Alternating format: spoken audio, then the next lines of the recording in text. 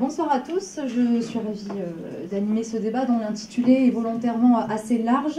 Quelle nouvelle télévision pour Toulouse? L'enjeu est important pour nous, les journalistes, parce qu'il y a des embauches à la clé, on y reviendra, mais aussi parce que l'arrivée d'un nouveau média nous interroge, suscite des attentes et nous challenge aussi dans nos médias respectifs. La semaine dernière, le CSA a donc choisi officiellement TV Sud, enfin le projet porté par TV Sud pour reprendre la fréquence laissée vacante par TLT il y a 1 an et demi. On va y revenir dans quelques instants. Je vous propose de vous présenter les intervenants de ce débat. Fabrice Valéry, rédacteur en chef des éditions numériques de France 3 Midi-Pyrénées, auteur du blog Média d'ici. Tu n'es pas là pour représenter France 3, mais plus en tant que journaliste qui a couvert ce dossier. Oui. Nous avons à côté Francis Fourcou, réalisateur et producteur, et vous êtes le directeur de ACT Formation. Jean Brun, directeur des antennes de TV Sud. Je précise que Christophe Musset est également présent dans le public. On pourra également lui poser des questions éventuellement. Il est le PDG de TV Sud. Et enfin, Vincent Barthes, vous êtes secrétaire de l'association Midi Film et documentariste. On va essayer de structurer ce débat en 2 temps. D'abord le projet éditorial porté par TV Sud et ensuite le modèle économique proposé. Il m'est apparu assez clairement que ce dossier est très sensible. Il suscite beaucoup de passion, que ce soit chez les professionnels, les élus, les journalistes. Le dernier exemple que j'ai en tête, en fait, c'est au moment où BFM TV a candidaté pour reprendre cette fréquence, et on a vu que tout de suite, il y a eu une pétition lancée contre ce projet, alors même qu'on ne savait absolument pas ce qu'il y avait dedans. Donc je pense qu'il y a là une véritable passion. Jean Brun, vous allez nous décrire le projet éditorial que vous portez, mais avant, votre sentiment, est-ce que vous avez l'impression qu'en mettant les pieds à Toulouse, c'est différent des autres villes dans lesquelles vous êtes implanté? Ce qui est particulier dans le groupe Média du Sud, et qui existe, à ma connaissance, pas en France aujourd'hui, c'est que petit à petit, au fil du temps, Christophe a construit un groupe qui détient plusieurs chaînes de télévision locales. Et vous vouliez parler d'économie ensuite, je pense qu'on ne peut pas dissocier les deux. Parce que pour pouvoir me donner des moyens éditoriaux et d'antenne, il fallait absolument que le groupe se constitue avec plusieurs fréquences. Mais au final, il fallait trouver des ressources d'économie. Et ce qui a été trouvé et organisé par Christophe, c'est de mutualiser un certain nombre de fonctions support de tout le groupe. Ça va de la DRH à la diffusion des antennes, ce qui permet d'avoir des coûts de fabrication des chaînes de télé que nous opérons qui sont pas aussi élevés que ce qu'on annonçait avant. Donc aujourd'hui, le groupe Média du Sud, il opère 3 chaînes, Montpellier, Nîmes et Perpignan. Perpignan est la dernière en date, elle a été créée il y a 15 mois, elle a été lancée le 15 juillet dernier. Toutes ces chaînes répondent à un cahier des charges qui est fixé par le CSA, qui constitue en la production d'un journal télévisé et à 1 heure d'antenne totale produite, journal inclus. Moi, je préfère faire des émissions quand c'est justifié, quand l'actualité le nécessite, plutôt que d'être dans une récurrence obligatoire. Donc là, on part sur 1 heure minimum de programme par jour, dont un journal de 10 minutes, fait par des journalistes. Est-ce que vous allez embaucher des journalistes à Toulouse? Bien sûr, puisque de toute façon, depuis la création de la nouvelle région, on avait déjà identifié un besoin majeur, c'était qu'il y avait quand même un certain nombre de centres de décision qui étaient déjà déportés à Toulouse. La présidence de la région, mais aussi la préfecture de la région. Donc on avait un correspondant sur place. Aujourd'hui, il y a une équipe à constituer qui sera d'environ une dizaine de journalistes. Il va falloir les recruter, et on les recrutera ici. Francis Fourcou, vous militez pour une télé citoyenne et non pas forcément une télé publique. Expliquez-nous un petit peu, est-ce que vous êtes convaincu par le projet porté par TV Sud? Quand je dis télévision citoyenne, entre guillemets, je pense qu'aujourd'hui, l'audiovisuel, la communication audiovisuelle, c'est quelque chose de transversal, qui ne concerne pas seulement l'information, qui ne concerne pas seulement les programmes, mais qui concerne aussi, à tout point de vue, les citoyens. Et je pense que là, on est devant la création d'une entité régionale extrêmement importante, et c'est absolument ahurissant de voir que le législateur, au départ, alors qu'il crée des régions immenses, 8 millions, 6 à 8 millions d'habitants en moyenne pour les régions en France, et regardons l'exemple de la Catalogne au sud, ça laisse pantois de voir qu'à aucun moment, le législateur ne s'est posé la question d'un espace médiatique, alors qu'était créé un espace physique, administratif et politique important. Bon, après, moi je dirais que il y a une chose que je n'appelais pas de mes voeux, en tout cas c'était BFM, hein, ça c'est clair. Hein. Je crois que on est... Pourquoi? Je crois que, bon, sincèrement, uniquement de l'information, on va dire, en boucle toute la journée, ne laissant aucune place à la production qui est faite ici, et non seulement à la production qui est faite ici, mais aussi, je le dis, à cet espace citoyen nécessaire, ça me paraissait quand même, quelque part, donner à cette antenne une direction qui n'était pas souhaitable. Et le fait que BFM prenne 20% au capital de TV Sud, ça vous inspire quoi? Le mariage de la carpe et du lapin. C'est-à-dire? C'est-à-dire, à mon avis, ça ne peut pas tenir un truc comme ça. Jean Brun, vous pouvez peut-être répondre ou réagir? Ou Christophe Musset? Non mais, alors, je vais d'abord revenir sur ce qui s'est dit, parce que quand même, parce que vous parliez à juste titre de télé citoyenne et de production. Moi, ce que je vous ai dit, c'est ce que les équipes de TV Sud allaient produire chaque jour.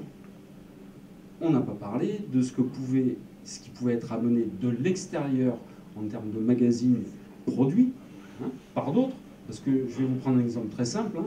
Je sais qu'il y a bien plus compétents que nous, par exemple, pour parler de l'aéronautique. Et l'aéronautique ici est un dossier très important. Et je sais déjà quelle société de production pourrait être l'interlocuteur idoine pour produire un magazine de ce type-là. C'est pas moi qui vais le faire. D'accord? Ça, c'est la première chose.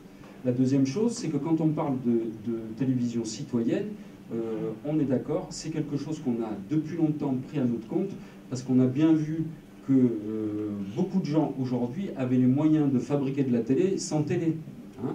Il n'y a qu'à voir tout ce qui émerge sur les YouTube, Dailymotion et compagnie, voire sur Facebook. Sur la question vraiment de la ligne éditoriale, à qui vous adressez-vous? Quel type de programme avez-vous envie de faire et pour qui? Aux gens qui vivent dans ce territoire. Donc la volonté de TV Sud, c'est de valoriser les initiatives locales, à travers notre projet régional qui vient par-dessus TV Sud Toulouse, de favoriser la compréhension entre ces territoires, c'est favoriser le vivre ensemble. Vous aviez, au moment de la fin de TLT, manifesté le fait qu'une télé locale sert aussi à faire vivre une filière, puisqu'elle vous permet, à vous et vos confrères, de produire des documentaires, et c'était un argument que vous répétiez souvent. Est-ce qu'on peut vraiment créer une télé locale juste pour faire vivre une filière? L'idée de ce dispositif, c'est au contraire d'amener vers le haut des structures locales et leur permettre d'atteindre des objectifs de production qui soient à l'échelle nationale et internationale. Les documentaires que l'on produit ici ont l'avantage de ce qu'on appelle la production de stock. Et ça veut dire que 13 ans après, un documentaire que j'avais produit avec TLT peut se retrouver diffusé au Maroc et faire la meilleure audience de l'année. Par le truchement des collectivités, et pour les collectivités aussi, c'est le moyen de réduire cette grosse inégalité qu'il y a en France, qui fait que les producteurs qui pourtant étudient ici, vivent ici, ne sont pas en capacité, parce qu'ils n'ont pas accès aux télévisions nationales, de produire pourtant des programmes que l'on fait d'ici, mais qui peuvent s'adresser à la terre entière. Qu'on ait ce souhait d'accompagner la coproduction de 40 documentaires dans l'année, oui, nous l'avons. Il faut qu'on trouve les accords nécessaires et suffisants avec un certain nombre de collectivités pour mener à bien ce projet. Je voudrais qu'on aborde le sujet du web. Il paraît assez évident pour tout le monde maintenant qu'une chaîne ne peut pas vraiment se passer d'une plateforme sur Internet. Est-ce que vous pouvez nous dire quelle est la stratégie numérique? J'ai la chance d'avoir un PDG qui a une vraie idée, c'était de se dire qu'on n'était pas prisonnier de Dailymotion et de YouTube, qu'on pouvait prendre notre destin en main et créer notre propre plateforme de diffusion. Elle a pour intérêt premier de respecter le droit d'auteur des gens qui y déposent des vidéos. Chaque vidéo qui est hébergée sur MyVideoPlace génère automatiquement un iframe qui permet la diffusion de cette vidéo et sa reprise par tous les médias qui adhèrent à la plateforme. Et là rentre en jeu l'histoire du partage des revenus. Ces vidéos-là sont accompagnées d'un pré-roll publicitaire qui est vendu entre autres par la régie de My Video Place. Et le revenu de ce pré-roll publicitaire, quand il est chez Dailymotion ou chez YouTube, en gros, il revient à 80%, je crois, à Dailymotion ou à YouTube. Avec My Video Place, ce revenu publicitaire, il est partagé à part égale, 25% pour le diffuseur, pour le producteur de la vidéo, pardon. En l'occurrence, là, pour le coup, c'est TV Sud Toulouse. 25% pour le diffuseur. Si la vidéo est sur le site de Nice Matin, Nice Matin touche 25% du pré-roll en question. 30% vont à la régie et 20% à la plateforme pour son entretien. Est-ce que BFM aura un impact sur la ligne éditoriale du média? Non. On peut se demander quel est leur intérêt. Pourquoi investissent-ils 9,9% au capital de TV Sud Toulouse? Parce qu'on fait du bon boulot. C'est tout. Ils sont philanthropes BFM. On sait que BFM appartient à SFR, donc ils ont une logique qui va bien au-delà de la télé et une logique de tuyau contenu, ce qu'avait voulu faire Jean-Marie Messier. Et ce qui les intéresse des télévisions locales, c'est moins leur diffuseur que le producteur de contenu qui pourrait alimenter les tuyaux de SFR. Et ils nous ont dit, nous ce que l'on veut, c'est une participation minoritaire de ce projet avec des accords industriels à venir, donc sur la fourniture de contenu. Mais comme c'est la vocation de My Video Place, nous on n'est pas choqués, on a un accord avec TF1 LCI, il n'est pas exclusif, donc avoir un accord avec BFM, il n'y a aucun souci. C'est la mission vraiment de My Video Place. C'est une aubaine pour vous finalement. Votre dossier était peut-être un peu faible au niveau économique et eux apportent cette solidité-là. Que si on devient très faible, ayant 20%, comme toute boîte, il faudrait recapitaliser. Qui dit recapitaliser, ça veut dire qu'un actionnaire qui est dedans pour recapitaliser a un droit préférentiel, donc ça pourrait être une chose. Donc vous pourrez miser sur notre échec. Je rappelle à tout le monde qu'avant ça, on avait fait rentrer dans notre projet Bruno Ledoux, qui aussi avait investi, alors qui n'a pas la fortune de Patrick Drahi, mais qui est quelqu'un quand même qui est solide financièrement, qui nous avait déjà apporté la solidité financière dont nous avions besoin pour ce projet loco-régional, et j'y tiens beaucoup. Après, on pourra préciser, mais local et régional, parce que c'est vrai que vous avez dit 1 heure de production, mais 1 heure de production en local, et il y aura 10-12 heures à terme de production fraîche quotidiennement régionale. Fabrice, toi tu as suivi les auditions au CSA, quel est ton point de vue sur les coulisses de cet accord? On n'est pas loin de 20 millions d'euros d'argent public sur les presque 30 années de vie de TLT. Donc ça coûte cher, même de faire de la télé qui est soit low cost, si on veut l'appeler comme ça, soit en tout cas qui essaye de mutualiser pour diminuer les coûts, ça coûte quand même cher. Moi je me dis encore une fois que Drahi, Next, Alain Veil, ils ne sont pas venus juste pour faire du tourisme à Toulouse, que peut-être qu'ils parient qu'effectivement un jour ou l'autre il y aura des difficultés et qu'en recapitalisant eh ben, ils seront donc prioritaires et qu'ils deviendront peut-être petit à petit non plus un actionnaire minoritaire mais un actionnaire important, puis un peu plus important, puis éventuellement un jour majoritaire. BFM, ou qui que ce soit, quand on maîtrise les tuyaux, comme tu dis, n'a pas besoin de cette fréquence pour avoir de l'audience, pour avoir de la visibilité. Aujourd'hui, le portail SFR sur Toulouse pèse certainement beaucoup plus d'audience que n'importe quoi qu'il y a sur Toulouse. Donc, honnêtement, c'est pas la raison. La raison, c'est vraiment que ce maillage territorial, ce contenu qui est produit par les chaînes locales, alors c'est le président du syndicat, je me rappelle, qui parle de ça, mais c'est 250 journalistes en France, les télévisions locales. C'est 50 millions d'euros, l'ensemble des chaînes locales. C'est une grosse chaîne de la TNT. Et je crois que c'est ça l'enjeu. Il y a un modèle des chaînes locales. On parle de low cost depuis tout à l'heure, et c'est un terme, je pense, qui interpelle les journalistes, notamment parce qu'on est dans une profession dans un contexte pas forcément facile. Alors, on se demande si les journalistes qui seront embauchés, qui travailleront, feront du journalisme low cost. Est-ce que ça veut dire qu'ils devront savoir tout faire pour des petits salaires, avec des gros horaires Alors, si low cost, ça veut dire prendre à son compte les innovations techniques qui me sont proposées tous les jours, oui, alors oui, je vous le dis, je fais de la télé low cost. On a trouvé un système au Canada qui permet de faire de la diffusion en direct avec des téléphones portables, parce qu'évidemment, là oui, on a un problème économique, c'est que TV Sud ne peut pas se payer plusieurs cartes satellites, hein. Même France 3, qui en a un à Toulouse et un à Montpellier, si je ne dis pas de bêtises, Fabrice, ils en ont 2. Moi, je suis allé le voir en lui disant, voilà, si tu me permets d'acheter 10 téléphones portables et de faire venir ce moyen technique du Canada, je peux être en direct de 10 villes différentes au même moment. Au-delà de ça, une chaîne locale, c'est un média de territoire qui est proche justement de son territoire. Donc nous, aujourd'hui, quand on a recruté des gens, par exemple, on a recruté des journalistes qui sortaient d'école, qui avaient besoin de s'aguerrir, de finir d'apprendre leur métier.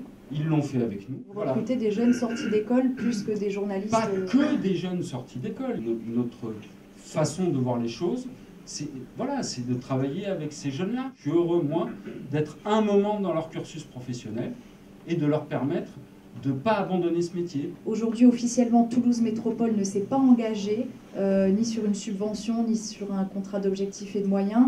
La région, je ne sais pas. Est-ce que vous pouvez nous dire peut-être quel est le message que vous voulez faire passer aux collectivités puisque vous avez besoin d'elles? Dans les autres villes, on a un financement qui est 50-50, 50% public, 50% privé.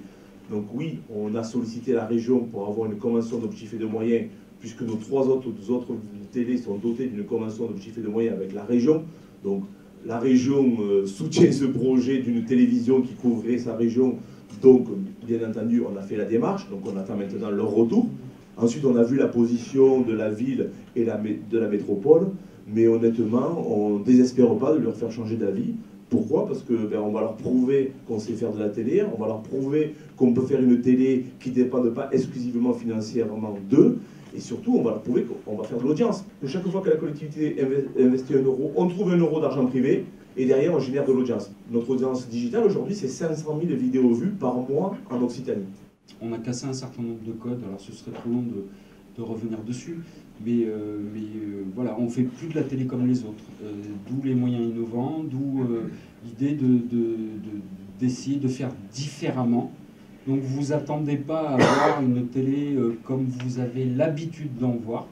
Elle ne sera pas pareille, ça c'est sûr. Moi je pense que c'est heureux que ce soit plutôt une société qui s'occupe de télévision, qui est aujourd'hui la fréquence toulousaine, plutôt qu'une fréquence soit donnée à une entreprise de télécom. Et je crois que tout le monde a envie que ça démarre, comme Vincent, comme Christophe. Tout le monde a envie que, voilà, nous aussi on a envie d'y être. La renaissance d'un nouveau média audiovisuel, même vu de ce qui pourrait être le point de vue d'un concurrent, est une bonne nouvelle.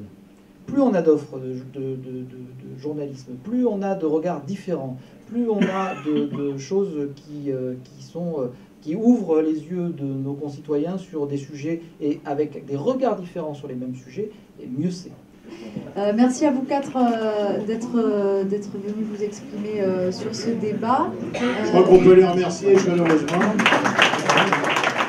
Pour moi, la grande particularité toulousaine, c'est qu'à partir du moment où on parle de médias, il faut toujours que derrière, les politiques s'en chargent.